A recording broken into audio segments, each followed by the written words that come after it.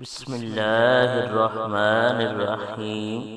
ہمارے چینل کو دیکھنے اور سننے والوں محترم بہنوں اور بھائیوں، السلام علیکم ورحمۃ اللہ وبرکاتہ۔ آج ہم جس موضوع پر بات کریں گے وہ ہے شہربانوں کا خواب اور فاطمہ زہرا رضی اللہ تعالی عنہا کی میدان کربلا میں آمد کا سچا واقعہ۔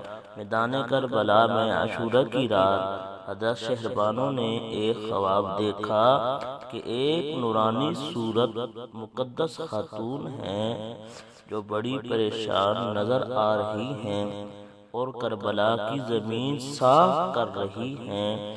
حضرت شہربانوں نے اس مقدس خاتون سے دریافت فرمایا کہ آپ کون ہیں اور اس زمین کو کیوں صاف کر رہی ہیں؟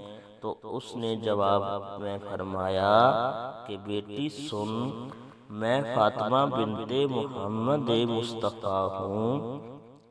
صبح اس مقتل میں میرے لال جیسے بیٹے حسین علیہ السلام کو شہید کر دیا جائے گا۔ میں اس میدان کو اس لیے صاف کر رہی ہوں کہ کوئی پیارے لال بیٹے حسین کو کوئی کنکر یا کانٹا تکلیف نہ دے۔